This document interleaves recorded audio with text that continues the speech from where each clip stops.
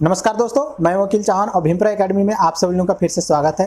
तो हम लोग पढ़ रहे थे सिख धर्म के बारे में। तो सिख धर्म के बारे में ऑलरेडी मैं 2 वीडियो डाल चुका हूं। ये सिख धर्म पे तीसरा वीडियो है। तो चलिए आज देखते हैं 7वें गुरु के बारे में। तो सिख गुरु के 7वें गुरु रहे हमारे गुरु हरराय, जो 1644 से लेकर के 1661 ईस्वी तक गुरु रहते हैं। तो इसमें सबसे पहला हमारा पॉइंट बनता है कि सप्तम नानक कहा जाता है, यानी प्रश्न हमारा बनता है कि सप्तम नानक किसे कहा जाता है, तो गुरु हरराय को कहा जाता है। फिर नेक्स्ट पॉइंट देखिए, गुरु हरराय शाहजहां के पुत्रों के उत्तराधिकार में दारा सिकों के पक्षधर थे, जिससे औरंगजेब से विवाद हो गया और इन्हें दिल्ली बुलाया, लेकिन हरराय ने अपने पुत्र राम राय को भेजा। ये फैक्ट समझ लीजिए।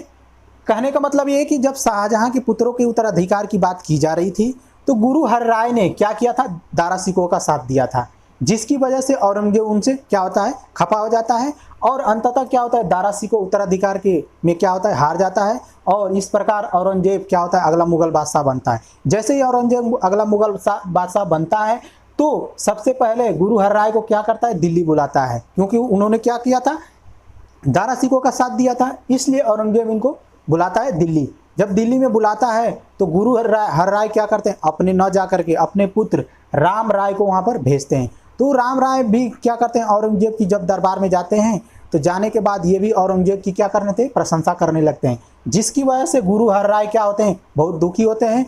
और जो अगले गुरु बनते हैं वो क्या करता है कि अपने राम राय को पुत्र को न बना करके हरराय ने 6 वर्षीय हरकिशन को गुरु बनाया।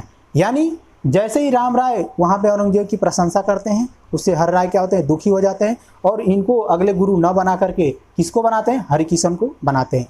तो यहाँ से हमारे प्रश्न क्या बनते हैं, ध्यान में रख लीजिए कि गुरु हरराय ने किसके पक्षधर रहे, यानी किसका साथ दिया था, तो किसका भाई, दारा सिकों का साथ दिया था।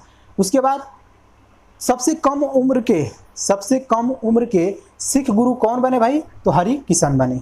सबसे कम उम्र के गुरु कौन बने, तो हरिकिशन बने। अब देखते हैं अगला गुरु हरिकिशन, जो 1661 से लेकर के 1664 ईस्वी तक रहते हैं। तो इसमें सबसे पहला पॉइंट देखिए, 10 वर्ष की अवस्था में इनकी मृत्यु हो गई, क्योंकि क्या थे भाई, 6 वर्ष में ही वो क्या बने, गुरु बने, और 10 वर्ष की अवस्था में इनकी क्या होती है, मृत्यु हो जाती है। फिर अगला इनसे पॉइंट बनता है कि इनके शिष्यों ने इनकी याद में दिल्ली में, ध्यान में रखिएगा, दिल्ली में बंगला साहिब गुरुद्वारा का निर्माण करवाया। तो ये प्रश्न कई बार आ चुके हैं कि बंगला साहिब गुरुद्वारा कहाँ पर है, तो दिल्ली में है। किसने निर्माण करवाया था भाई, तो हरिकिशन के शिष्यों ने करवाया था। अब देखते हैं अगले गुरु। तो अगले गुरु रहे गुरु तेज बहादुर, जो 1664 से लेकर के 1675 ईस्वी तक गुरु रहते हैं। तो इनके बारे में देखिए, इन्होंने अपनी गद्दी माखोवाल, यानी जो अमृतसर में पड़ता है, में बनवाई थी। तो ये प्रश्न पूछा गया है कई बार कि माखोवाल में अपनी गद्दी किस गुरु ने बनवाया था, तो कौन भाई, गुरु तेज बहादुर ने। अब आगे देखते हैं पॉइंट, औरंगजेब की मंदिर तोड़ने की नीति की आलोचना करने के कारण इनका औरंगजेब से विवाद हो गया। कहने का मतलब यह है कि आप लोग जानते ही होंगे कि औरंगजेब क्या था, बहुत ही कट्टर था। तो जहां पर हिंदुओं धर्म के मंदिर थे उनको क्या कर देता था, वो तोड़वा देता था।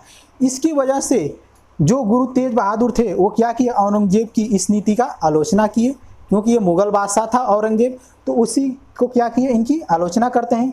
तो आलोचना करने के कारण औरंगजेब क्या करता है, इनको आगरा बुलाता है। ये प्रश्न कई बार आ चुका है कि आगरा बुलाता है और आगरा में ही इनको क्या कर लेता है, कैद कर लेता है। तो ये प्रश्न कई बार आ चुके हैं कि औरंगजेब ने तेज बहादुर को कहाँ पर कैद किया था, तो कहाँ पर, आगरा में कैद किया था। और कैद करने के बाद दिल्ली लाता है और वहीं पर मुस्लिम धर्म स्वीकार करने के लिए क्या करता है, बाध्य करता है। यानी गुरु तेज बहादुर जैसे ही औरंगजेब की आलोचना करते हैं तो उनको आगरा में ही क्या कर लेता है, कैद कर लेता है। कैद करने के बाद दिल्ली बुलाता है और दिल्ली बुलाने के बाद उनको क्या कर देता है, मुस्लिम धर्म स्वीकार करने के लिए बाध्य करता है। लेकिन तेज बहादुर क्या कर देते हैं कि मुस्लिम धर्म को क्या कर देते हैं, अस्वीकार कर देते हैं। जब अस्वीकार करते हैं तो उनको 5 दिन तक क्या किया जाता है, कष्ट दिया जाता है और अंततः दिल्ली में क्या होता है, दिल्ली में उनको फांसी दे दी जाती है। तो इस तरह से जो हमारे यहाँ से प्रश्न बनते हैं, क्या बनते हैं, ध्यान में रखिए कि गुरु तेज बहादुर को औरंगजेब ने कहाँ पर कैद किया था। तो सबसे पहला क्वेश्चन रहा, तो कहाँ पर कैद किया था, आगरा में कैद किया था। दूसरा क्वेश्चन हमारा यहाँ से बनता है कि गुरु तेज बहादुर की हत्या किसने की थी, तो कौन किया था भाई, औरंगजेब ने किया था। तीसरा प्रश्न हमारा बनता है गुरु तेज बहादुर को फांसी कहाँ पर हुई थी, तो कहाँ पर हुई थी भाई, दिल्ली में हुई थी। अब देखते हैं अगला, गुरु तेज बहादुर की याद में ही दिल्ली में शीशगंज गुरुद्वारा का निर्माण करवाया गया। तो शीशगंज गुरुद्वारा कहाँ पर है भाई? दिल्ली में है। ठीक है, यहाँ से ये प्रश्न बनते हैं। अब आइए देखते हैं अगले गुरु, गुरु गोविंद सिंह, जो 1675 से लेकर 1708 ईस्वी तक क्या होते हैं? सिख गुरु रहते हैं। तो सबसे पहले इनके जन्म के बारे में देखिए, तो इनका जन्म कहाँ हुआ था? पटना में। यानी गुरु गोविंद सिंह का जन्म कहाँ हुआ था? पटना में हुआ था। अब अगला पॉइंट देखिए, सिखों के 10वें एवं अंतिम गुरु। बहुत ही महत्वपूर्ण क्वेश्चन है, ध्यान में रखिएगा कि सिखों के अंतिम एवं 10वें गुरु कौन थे? तो गुरु गोविंद सिंह थे। अब देखिए नेक्स्ट पॉइंट, 1699 ईस्वी में इन्होंने दल खालसा की स्थापना की। तो ये बहुत ही महत्वपूर्ण क्वेश्चन है कि दल खालसा की स्थापना किसने किया था? तो गुरु गोविंद सिंह ने किया था। कब किया था? तो 1699 ईस्वी में किया था। नेक्स्ट पॉइंट देखिए, सिखों के लिए पंचकार, वो पंचकार क्या क्या थे देख लीजिए, केस, कंघा, कृपाण, कड़ा और कच्छा अनिवार्य कर दिया। तो ये प्रश्न हमारे यहाँ से बनते हैं कि सिखों के लिए पंचकार का अनिवार्य किसने किया था? पंचकार मतलब क्या क्या रहेंगे? केस रहेंगे, कंघा रहेगा, कृपाण रहेगा, कड़ा रहेगा और कच्छा। जो भी सिख धर्म को अपनाएगा ये 5 चीजें उनके पास रहना अनिवार्य है। तो पंचकार का संस्थापक कौन रहा भाई? गुरु गोविंद सिंह थे। अब देखते हैं अगला पॉइंट, गुरु गोविंद सिंह ने सिख पुरुषों के लिए क्या किया भाई? सिंह लगाना और महिलाओं के लिए कौर लगाने की प्रथा शुरुआत की। यानी जो भी सिख पुरुष रहेंगे आप देखिएगा उनके नाम के बाद क्या लगेगा? सिंह लगेगा, और जो सिख महिलाएं रहेंगी उनके बाद नाम के बाद क्या रहेगा भाई? कौर रहेगा। तो यहाँ से हमारे प्रश्न बनते हैं कि सिख प्रथा और कौर प्रथा की शुरुआत किसने किया था? तो किसने किया था? गुरु गोविंद सिंह ने किया था। यानी पुरुषों के नाम के बाद क्या लगेगा? सिंह लगेगा, और महिलाओं के नाम के बाद क्या लगेगा? कौर लगेगा। चलिए आप जान लेते हैं गुरु गोविंद सिंह की कुछ पुस्तकें हैं उनके बारे में। तो गुरु गोविंद सिंह की पुस्तकें थी विचित्र नाटक, चंदी दीवार और कृष्णावतार।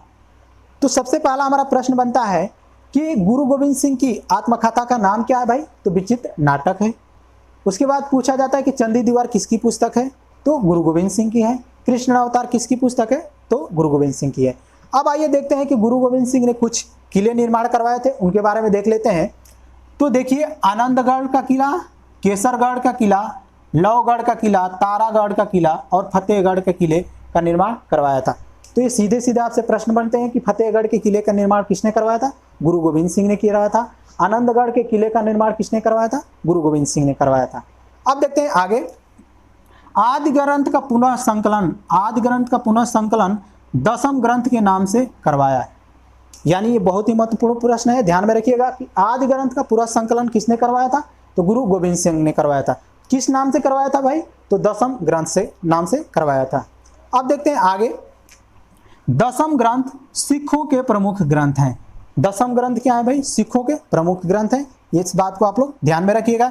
इसी 10म ग्रंथ में गुरु गोविंद सिंह की वाणियों का क्या किया गया है? संकलन किया गया है। अब देखते हैं अगला पॉइंट, इन्होंने पाउंटा नामक स्थान की स्थापना की और यहीं पर सैनिकों को प्रशिक्षण देकर उन्हें लड़ाकू बनाया।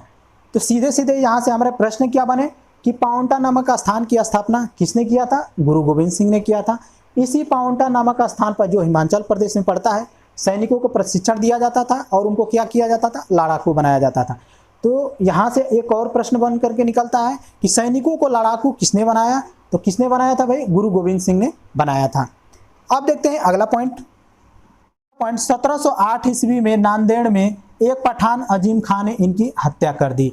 तो अब देखिए यहाँ से प्रश्न हमारे क्या बने कि गुरु गोविंद सिंह की हत्या किसने की? तो किसने किया था भाई? अजीम खान ने। गुरु गोविंद सिंह की हत्या किसने किया था? अजीम खान ने किया था। अब अगला पॉइंट हमारा बनता है कि गुरु गोविंद सिंह की मृत्यु कहाँ पर हुई थी? तो नांदेड़ में हुई थी। नांदेड़ कहाँ पड़ता है? महाराष्ट्र में पड़ता है। फिर यहाँ से क्वेश्चन बनता है कि गुरु गोविंद सिंह की मृत्यु कब हुई थी? तो 1708 ईस्वी में। तो इस तरह से ये क्या थे मित्रों, हमारे जो सिख धर्म के 10 गुरु रहे उसके बारे में हमने सभी जो फैक्ट थे वो बता दिए। यहाँ से जितने भी प्रश्न बनने वाले थे सारे मैंने लिखा दिए हैं। अब यहाँ से एक भी प्रश्न मैं उम्मीद करता हूँ कि आपको नहीं छूटेंगे। हर एक एग्जाम में जो भी क्वेश्चन आए हुए हैं यहाँ पे मैंने सारे पुटअप कर दिए हैं। अगर ये वीडियो अच्छा लगा होगा तो लाइक कर दीजिएगा, शेयर कर दीजिएगा, और जो लोग चैनल को सब्सक्राइब नहीं किए चैनल को सब्सक्राइब कर लीजिएगा। मिलते हैं नेक्स्ट वीडियो में, तब तक के लिए बाय बाय।